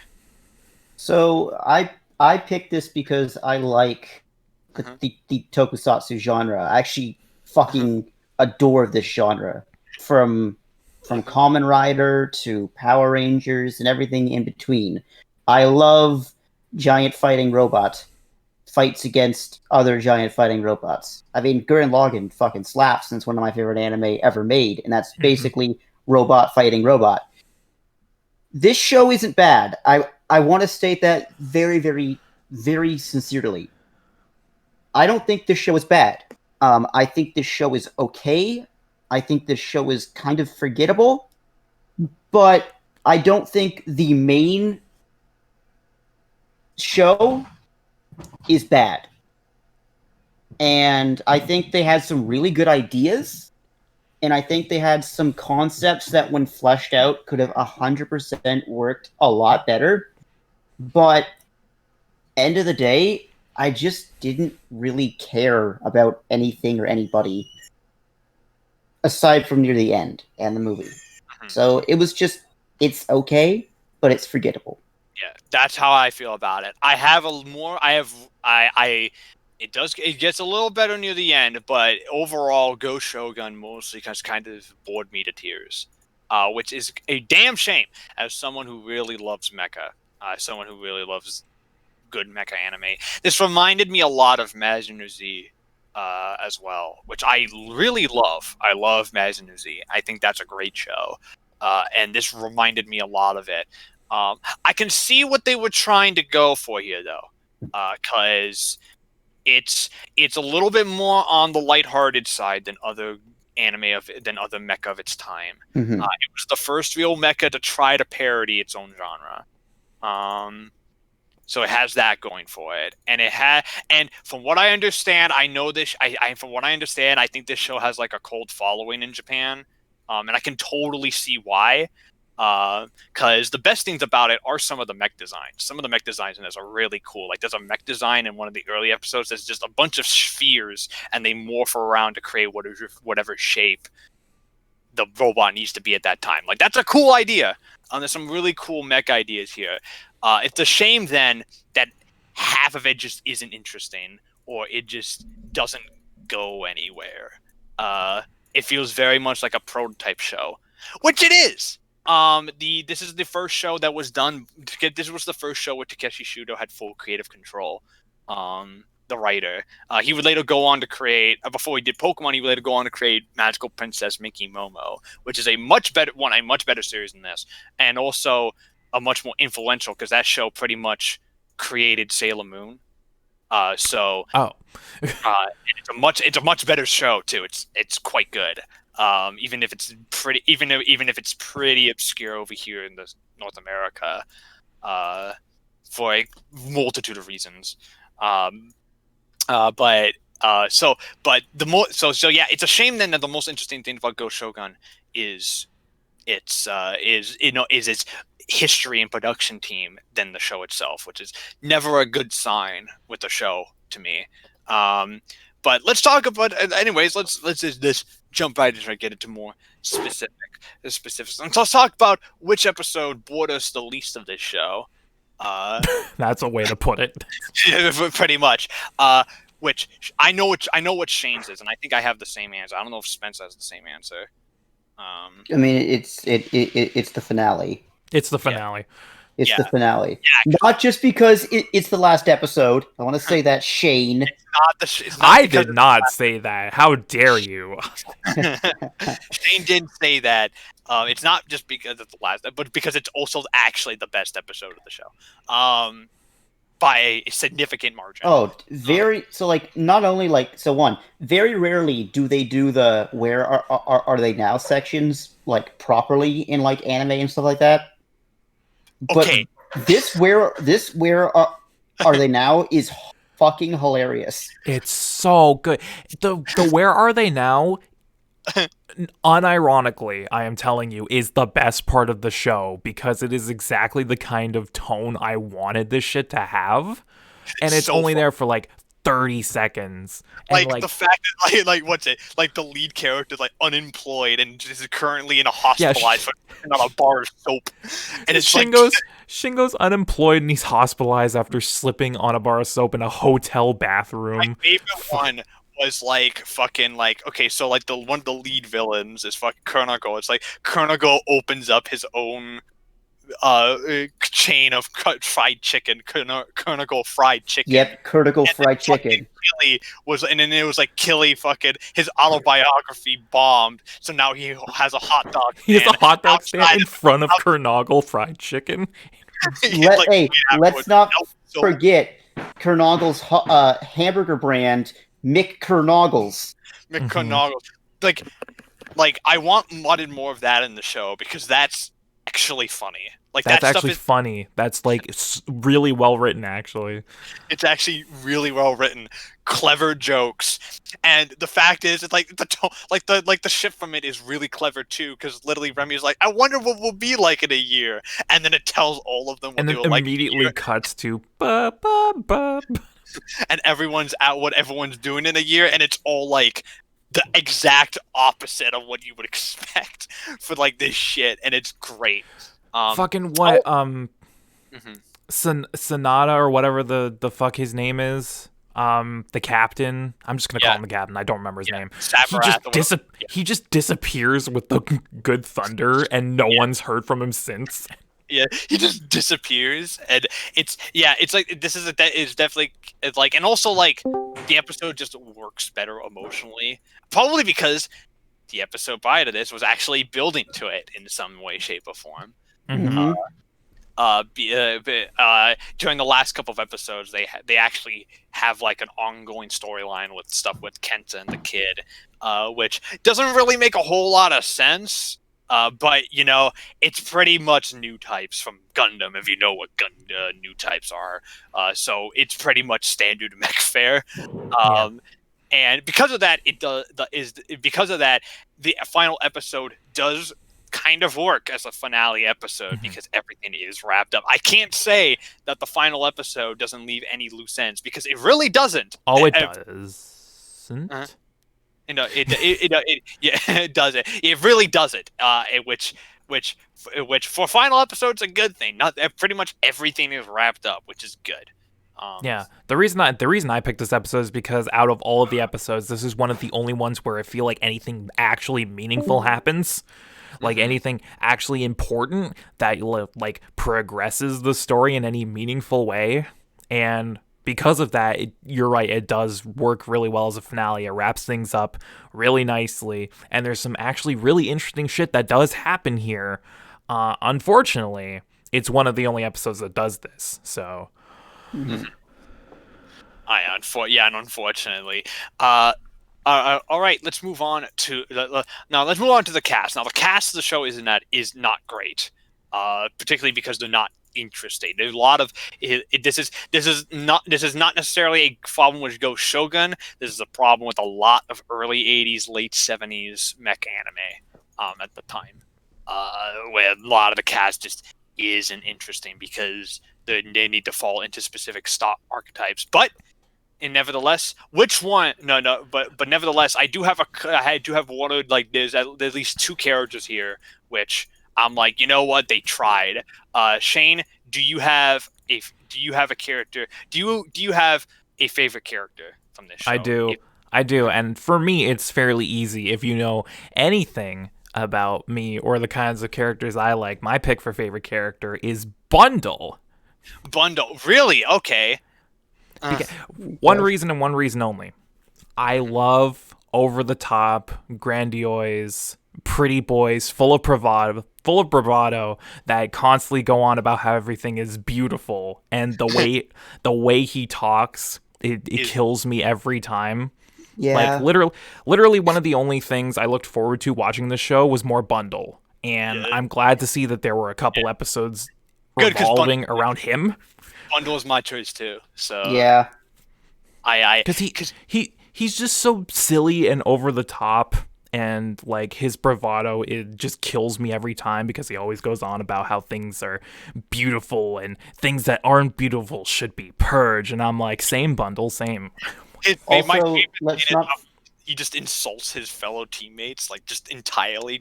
He looks at them and it's like, you're ugly, and then just walks fucking away. oafs. I think it gets even better when we get to the movie, and he's a fucking samurai now. Oh yeah. He's just a samurai. Yeah, I love my favorite thing with Bundle is the fact that, one, he plays classical music whenever he enters battle, like every single time. It's a new piece of classical music. I think the best part of the classical music, though, is that 100% you can tell he has like a fucking speaker system, and he just hits play. I'm pretty sure he does because everyone else hears it, and they're like, yes, this song. So he has a speaker system. It is fucking Bundle's here. Fucking Bundle's here. Yeah, exactly. Which is funny. I love that. That's just more shit like that in this show, please, because that's funny. Plus Bundle's probably got my favorite design of the cast too. He's my favorite design of the cast. He's the only one who interacts with the actual crew in meaningful ways. He feels like the biggest threat of the three. He feels like out of the three, he feels like he's the biggest threat. Mm-hmm. Which I like. Which I like. So yeah, he's probably my favorite as well. But with the favorite must come a least favorite. I have an easy pick for least favorite, like an easy one, because I hate characters. Hear it. Fucking the robot. What's his fucking name? What's her fucking name? Ova. Ova. Ova. What does she do? She's the mother figure for Kenta, Matt. What does she do? Nags a bunch. She's a tutor and a caretaker who tells. I hate characters like this. Because they don't do anything. They don't do anything. I get what they were trying to go for here, but every time Ova was on screen, I tuned out. Like I tuned out. Like it's like Rosie from the Jetsons. Like they were trying to go for like a a Rosie, but Pretty- shame I also hate Rosie. You're right, exactly. I don't like Rosie I either. hate robot characters who are like supposed to be like maids or like caretakers because they always have the same voice and they always have the same like tone where And it just dialect. grates in dialect and it just grates on my ears. And it's especially grating when it's a language that I don't understand. Well, it's because no kid likes to be nagged about to study and do their homework. Fuck that shit. I want to go on Shane, adventures. I am 23 years old and I don't like to be nagged to do my homework. Exactly. That's why you hate her so much. Yes. You've Yeah. It's a cracked the universal code. feeling to be nagged to do your homework, no matter how old I don't you want are. to eat my veggies. I hate I want to peas. pilot the robot. I'm pretty sure this is Spencer's least favorite too. Yes, hands fucking down. All right, Shane, who's your least favorite? It's not Ova because I tuned her out enough where I didn't care. My pick for least favorite is actually the leader of Dokuga, Neo Neros. Oh, because he doesn't do anything. Because he doesn't do anything, he just sits in his chair and he's like, "We'll get you, GoShogun." And then he turns into a ball of lava and gets yeeted by robots. Like, who cares? I'll get you next time, Gadget. Yeeted by Next rope. time. Gets literally- yeeted by rope. He doesn't do anything for the whole show. He just constantly goes on and on about how Dokuga is the best and they will take over the planet and GoShogun is finished, even though they fail every single time and he doesn't do anything except rag on his subordinates. He doesn't try to do anything himself because he's the leader. And what's hilarious is he's voiced by the guy who voiced the president in the Sonic the Hedgehog OVA, which is fucking funny as shit. Wait, And what? then he just turns... Yeah. Voiced the president in the fucking Sonic OVA. Wild. Oh my And then God. he just turns into a ball of lava. I don't And think then that's lava, dude. I think that's it's like energy or some shit. And I Whatever is. it is, It's it supposed looks to like be- lava, so I'm calling it lava. Okay, but it's supposed to be like Beamler. it's evil Beamler. Yeah. I'm calling it lava because that's what it looks like. He turns into a ball of lava, and then Kenta's like, "No, leave the robots alone," and then he gets yeeted No, and dies. My favorite thing is like, you can't kill me. He's like, huh? I've lived for 10,000 years. I'm like, what the fuck? How have you been alive for 10? What the fuck? And then immediately gets killed by a single telekinetic child. Telekinetic, who's ascended this plane of existence. Yeah, he is now a god in the flesh. He's now pretty much a machine god in the flesh. I have to go now. My planet needs And it me. needs me. That's literally what Kenta, happens to Kenta at the end. Away. That's literally what happens to Kent at the end of this show. He's like, my planet needs me, and just leaves and is never seen again.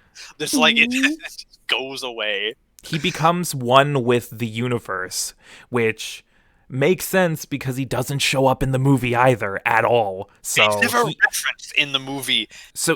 he's just a celestial being at that point. Mhm. He's like Madoka if Madoka was inherently stupid. Also, annoying. I don't actually hate Kenta that much. I expected to hate Kenta more based on the early episodes because I thought he was whiny. But as the show went on, he got more barrel. He got fine. I also thought he hate Peas Kenta. I'm with you.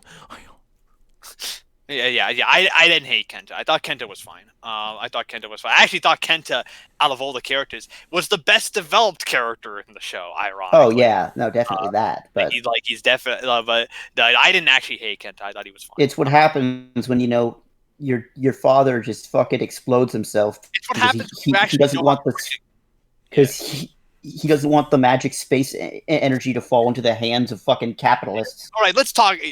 Yeah, you're pretty much. All right, let's talk about. Let's talk about some other stuff about this show. So you know how we covered Lupin the Third last week, and we talked about how great the animation was for 1971. This show does not look great. Has not aged well in the slightest. I love frames. I love frames. This show has so much reused animation, dude. Mhm. So much. Literally So every single episode has the same formation scene with GoShogun, and it's replayed every single time, 26 times, even in the finale. I want to claw my eyeballs out. It's the animation in this show has not aged well in the slightest. Has not aged well. There's a couple of good shots here. It's never particularly awful animation, mind you, but it's very stiff. It's very stiff. It's very standard.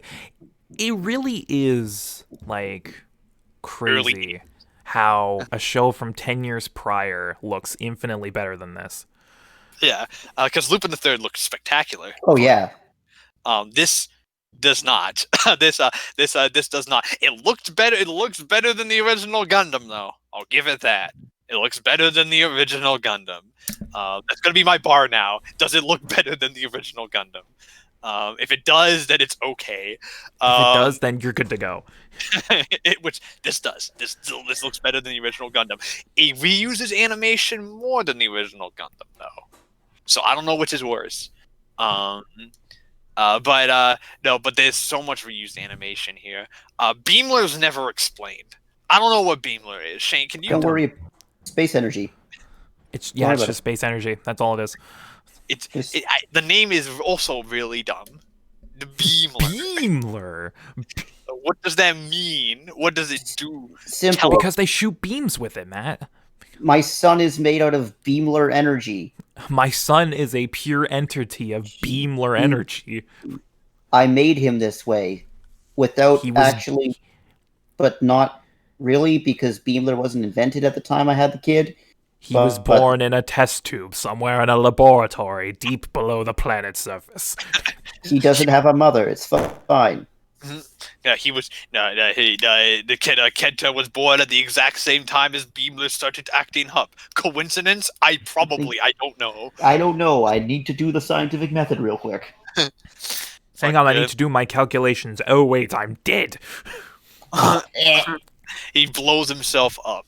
I also want to mention how half this show is okay. So this is something that's common in 80s, like early 80s anime, is that every episode is kind of its own thing. It's not necessarily as arc based as later shows would be, which is fine.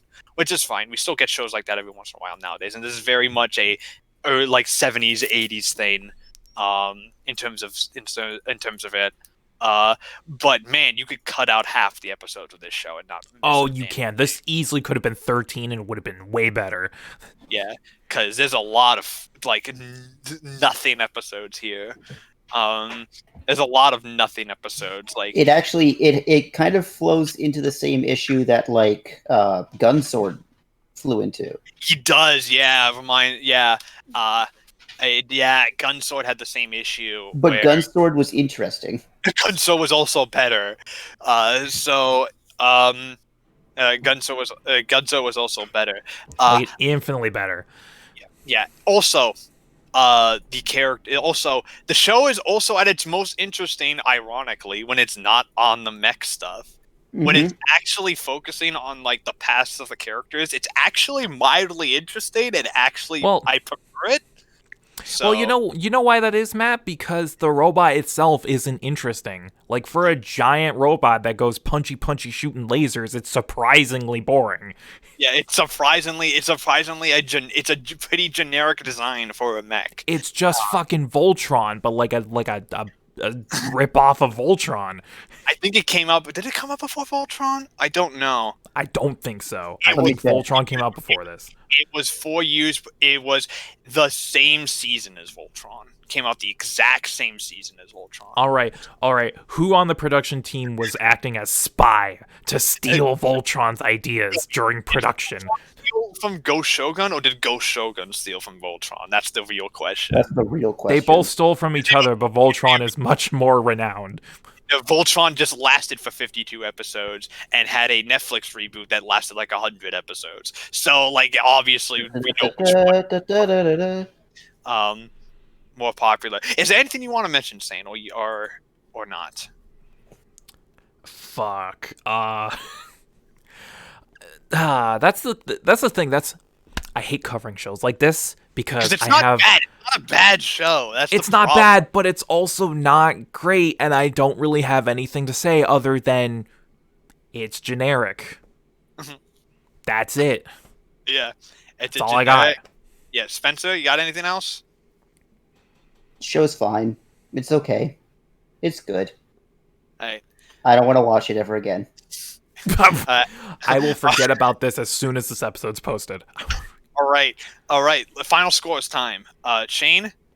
I was ready to give this a 6 and move on at episode 6, so I'm doing just that. I'm giving it a 6 and moving on with my life.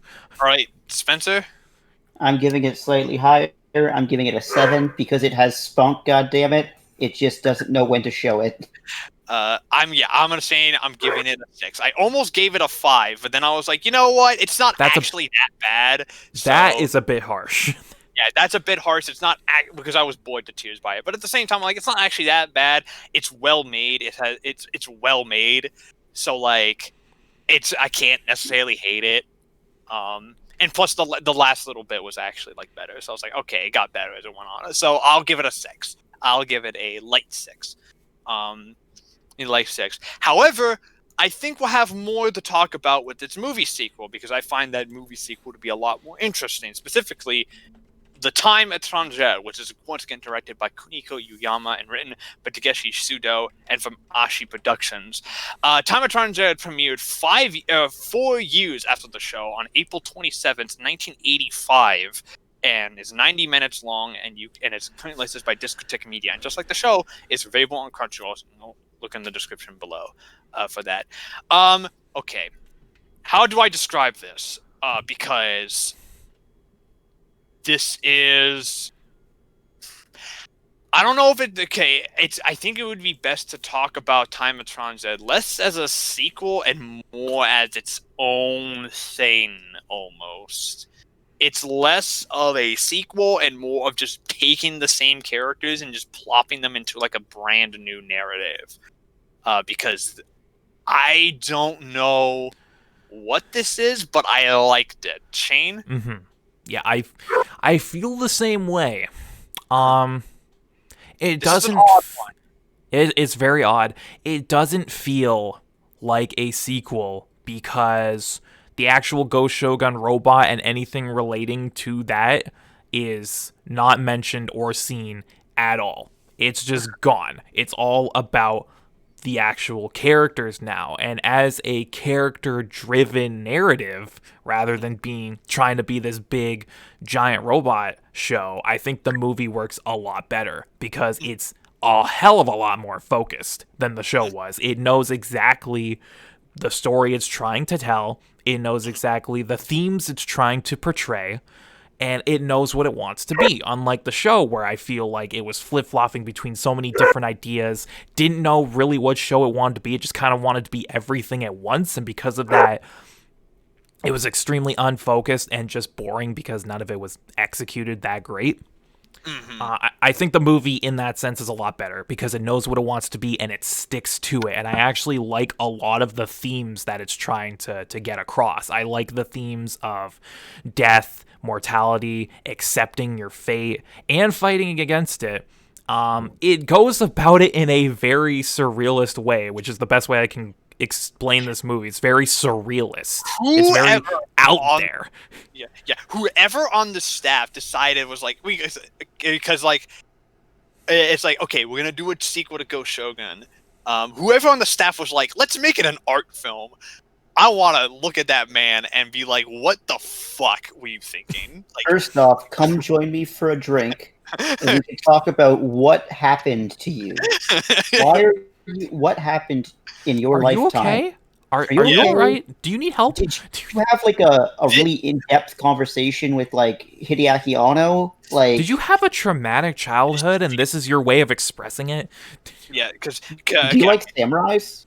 All right. Yeah. Okay. So, what did you think of this? I thought the movie was fucking bonkers, dude. It was weird as shit, but I loved every minute. I ate it up. I took my eyeballs on that screen, and for like 90 odd minutes, I was just sold. Yeah. I was like, this is this is not the tone that the original show tried to be but failed at. But it This it is should have like had this tone. it should have had either this tone or it should have gone all into the goofy dumb shit. Right. Yeah. This movie is real good. Yeah. I just want to say the first 10 minutes of this movie is better than the entirety of the show. Yeah. Like, the first hands 10 down. First 10 minutes are great. I really like this. I really like this a lot. I have a couple of small nagging issues with it the more I think about it, but like it's solid. It's really solid. I think the thing I love about it most is just the audacity of it. Like this is just like I love films that just like were clearly made on cocaine. And 100%. and like And we own it. it was clearly made on cocaine because the idea was like we're gonna take this family friendly mech show that's kind of that's like a lighthearted parody of the mech genre and like with like that's aimed at all demographics and turn it into this surrealist horror film with like fucking that's like extremely adult and violent and full of existential dread. and it's like who was doing cocaine, and I love it so much. It's also actually really good. And it's a fantastic character study of Remy, which I didn't expect that Remy was going to walk away after all of this as the most interesting character of the entire series. Because after this movie, it's like, okay, I can see what they were doing actually, doing with this. So let's talk about it. So the best character in this is Remy. Remy, easy. Oh, yeah, hands down. Like, this is Remy's movie, obviously. Everything centers around her, and it really takes a deep dive into who she is as a person, and, like, her accepting, like, the final moments of her life, not really because she's alive at the end. It's left purposely ambiguous on whether or not she lives or not. I like to think that she died. I think I like to think that she died. It fits better if she does. Because she walks away at the end. It fits better, but also there's that final scene where her heart rate monitor comes back up, and the nurse is like, she's alive. But at the same time, like, what in this movie is actually real and what isn't? True enough. The movie is, yeah. So, like, it's one of those things where, like, it's left completely up to interpretation on exactly what happened with Remy. But I love her character here. There's a lot of depth to her. You really get to understand her as a person, and her relationships with the rest of the team and stuff. And it's some good shit. Spencer? I love characters with troubled childhoods. Same. Yeah, Spencer? Really, like, there's nothing else I can honestly say that hasn't been said. Like, the movie is a tour de force of the ethereal. What is real, what is not real. Remy, this kind of, pretty bog standard little French pilot girl, becomes the star by getting herself in a coma. Driving off of a freeway. Yes. And all the gang has to get back together. And it's not about the actual GoShogun. It's not about the movie. It's not about the robot. Instead, it's about all these characters, 40 years later. Their lives are dramatically different. Like, they are washed up. They are a shell of who they were back when the show took place. Mm-hmm. And it's really interesting to see all these sad, distraught, broken people try to make things work for their partner. Yeah, it's some good shit. The one thing I love about this movie is that as we get into our favorite moments from it, is that there's a lot of moments that stick out to me as like stuff that's like itched into my brain, and I'm gonna start this off because the moment that gets me in this movie easy is Remy's vision with the wolf. Yep, that's mine too. Like, Because that shit freaked me the fuck out. I'm not gonna lie. There is no other scene in this movie that I think is quite as disturbing as Remy coming out of the bathroom and seeing a vision of her being torn apart by a wolf. Yeah. Like, it is haunting, it is visually disturbing, and it is a perfect visualization of everything that's going on in Remy's head at this point, because she doesn't know whether she's going to live or die, and that fear of death is getting to her, clearly. Mm-hmm. It definitely, it's getting to her at that point, and I love the visuals of it. I want to do like a thing of like you compare the show to that scene. It's like who at the same time it's like who in development like made this, because it's like this scene is like so the antithesis of what the show is, because it's like it's brutal and it's like fucking disgusting, because you hear like the crunching of the fucking skin from the fucking wolf and you're like holy shit. There's like the crunching of the bones, the tearing of the flesh, blood's going everywhere. It's extremely violent and gory. Yeah, there's tits. Yep. Tits. Yeah, there's tits, and it's like it's like, and it's like, I don't know. Was this like I part of me thinks that because it was released 4 years later, that this movie was possibly made for fans of the show that had grown up after the show premiered. But it's like 4 years. Yeah, which is not much. Yeah, that gets me, because it's like, let's say like hypothetically they were like 11 or 12. At that point it'd be like 15, 16, which even then it's like, even then this is a bit much. This is a bit much. It's really adult stuff they're dealing with here. And adult stuff they're dealing with here. And Spencer, any moment that sticks out in your mind specifically? It's that moment. It's the moment where they're basically told that the whole team's gonna die, like graphic deaths. Like none of this kiddie shit, like being blown up in space or like getting shot by no, fucking graphic and disturbing deaths. And Remy's just like, oh, I have to try to save this, and she can't, because what the fuck is real? What is actually happening? Like, and I don't mean that in like a literal sense. I mean that also in like a figurative sense. Like, for her, what is happening? How is this happening? Yeah.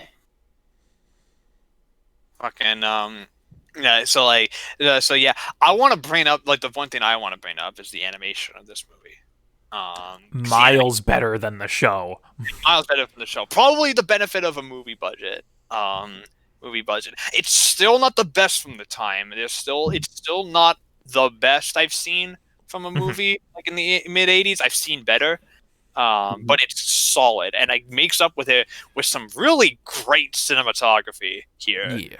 Like there's some really great shot work here. And a lot of small attentions to detail. Like when she's loading her gun, there's a lot of attention to detail. Yeah, really like slow, intricate movements with her like loading each bullet into the barrel.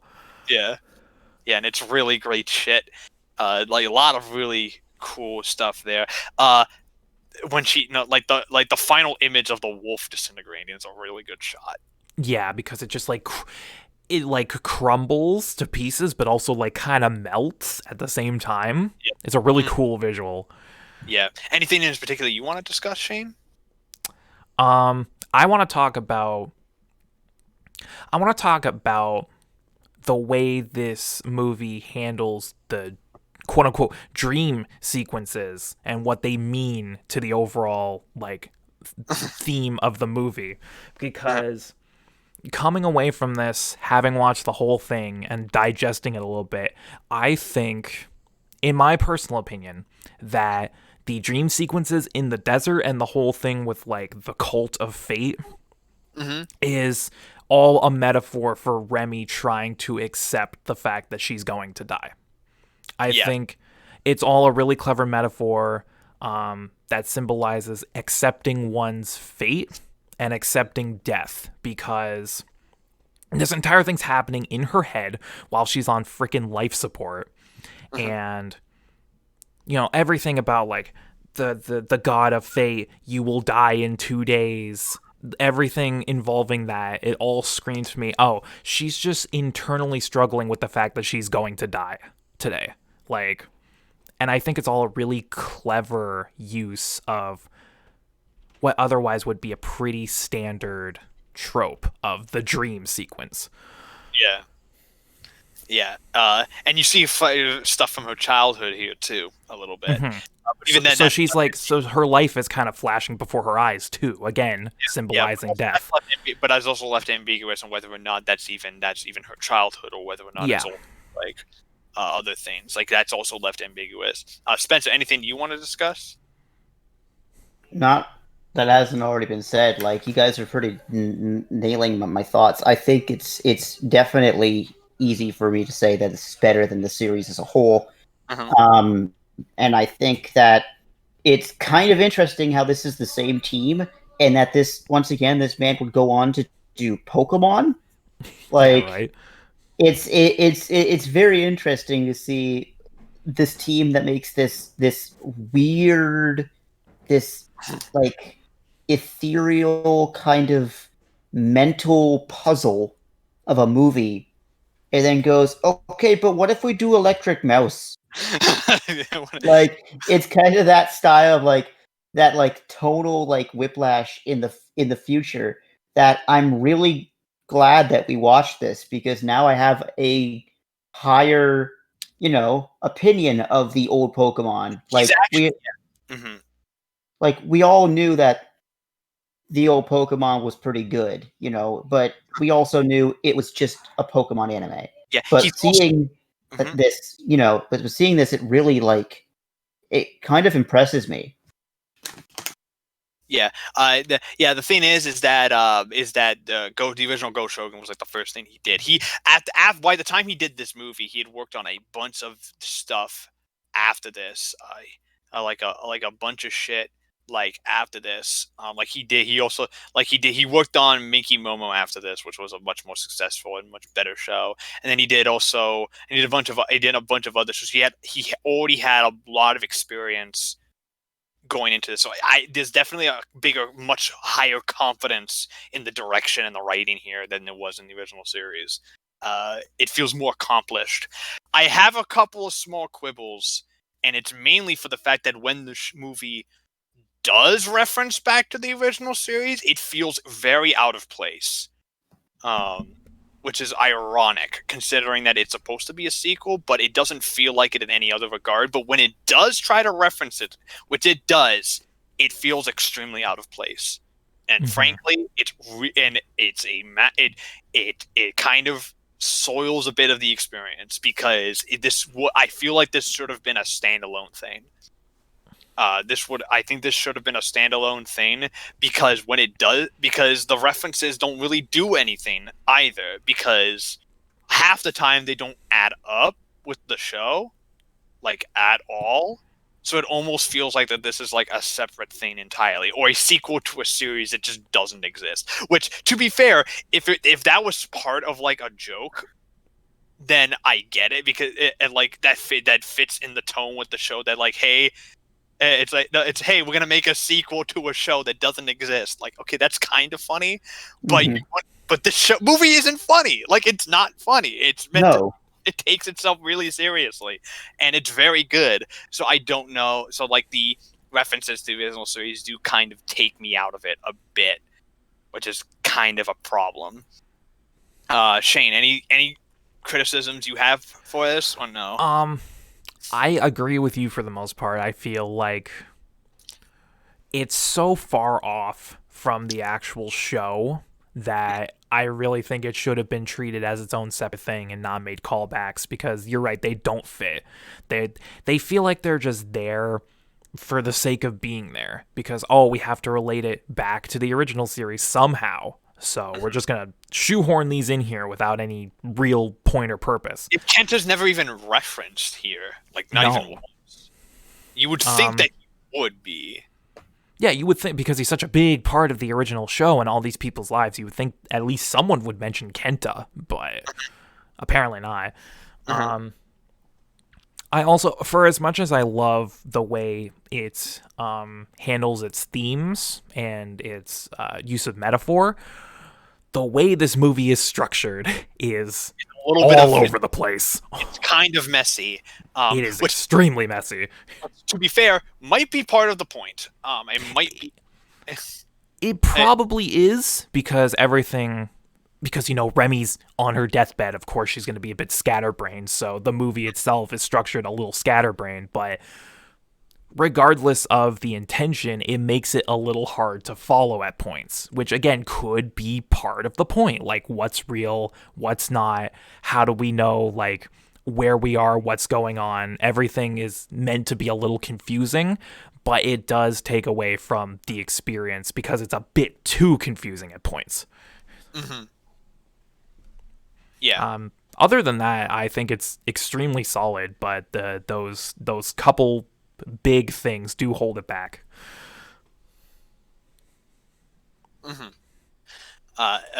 Spencer? I mean, we haven't talked about the music yet. Haven't talked about the score. The music's really good. Music's really good. Score is really good for the movie. Yeah, this score is so good. I remember watching the movie and I'm like, damn, this score is fucking awesome. To be fair, the score for the show was also actually pretty fucking good. So like that does carry over to the same guy, Tachio Kano, but the movie score is excellent. Like, it's, top tier shit. But Spencer, anything else you want to talk about? Nope. We basically hit the nail on the head with everything. Like, movie's good. It's just a good movie. All right. Final scores, Shane. I'm torn between two. And for everything I love about this movie, the way it goes about its narrative, its use of metaphor, its extremely dense themes of death and mortality, plus the fact that it makes these characters interesting, which the original show couldn't. I want to give it a high score, but it's disjointed feeling, its haphazard structure, and those really out of place references do bring it down a bit for me. Plus the fact that it's for a movie that is trying to be out there, it is a bit too out there at points. So I'm going to give it a solid 8 out of 10. Okay. Spencer? Yep, same score. I give this an 8 out of 10. It's really, really good for what it tries to do. However, it's a bit disjointed, and when it tries to hark back to the show, it loses a lot of its steam. But it's still very, very good, and I highly recommend it. Yeah, I was debating between two scores for this, both a 9 and an 8, between a 9 and 8. I almost went a 9 because I really love some of it. I really love. I love a lot of it, but I feel like the more I think about it, the more the issues start to nag at me a bit. But as much as I like it, so I'm going to give it a 8, a strong 8. I think that's a suitable rating for it. All right. Now that we're done with that, it's time to move on to our next featured anime of the podcast, which, if you know from our premiere episode, from our preview episode, is Fist of the North Star. Specifically, the first 22 episodes. Hokuto no Ken. Yeah, Hokuto no Ken. Which I have never seen Fist of the North Star. I know that's kind of heresy to some people. And I have seen the entirety of it. It is especially heresy for me, being, Super Shonen boy me. Yeah, you're the guy who's like, yeah, Shonen action, Dragon Ball, seen all that stuff. Never seen Fist of the North Star. I've never seen Fist of the North Star. Well, I know I'm a fucking criminal. I can tell you, good news, you only have to wait about 17, 18 minutes to get to Omae wa Moshinderu. Cool. It basically just happens at like the just near the kind of end of the first episode, and then it goes on a Mad Max type adventure of a super buff fighting man trying to save his girlfriend who's been kidnapped by an evil buff fighting man. Exactly the shit I love. A lot of buff fighting. There's a lot of buff fighting men. Also, the main character cries a lot. He does. He is sad. He's an emotional boy. He wants his fiance back, dude. Yeah. But yeah, Fish in the North. So next up is Fish in the North Star. So get ready for us to cover that. I'm your host, Matt, aka Legion Rex. You can find me on Twitter at Legion Rex, as well as on YouTube at Legion Rex. With me, I have my co-host Shane, aka the Bearded One. You can find him on Twitter at Bearded Gaming Network, as well as on YouTube at Bearded Gaming Network, where he posts Let's Plays, podcasts, unboxings, gameplay videos, and a bunch of whole other stuff. You can also find him on Twitch, where he streams every Tuesday and Thursday at noon to 2 o'clock, unless said otherwise. And he's almost got an affiliate, so go subscribe to him, please. Yeah, do it. So he can go get affiliate. With me, I also have my co-host Spencer. You can find him on Twitter at Beery Burton with 2 E's. 2 E's. Yeah, and you can, and he'll post lots of stuff about cosplayers and stuff. So if you can, I am a simple man. And we'll hope to see you next time for some Fist of the North Star.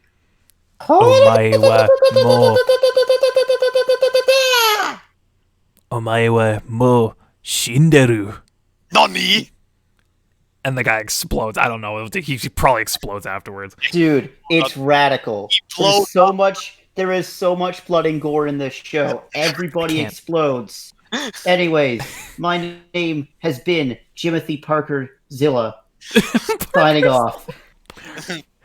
All right, we'll see you guys next week for Fist and North Star. Bye. See ya.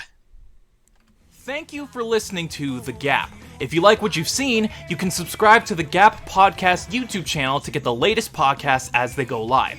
Be sure to like and comment and let us know what you guys think of the show. Thank you very much for tuning in, and we'll see you next week.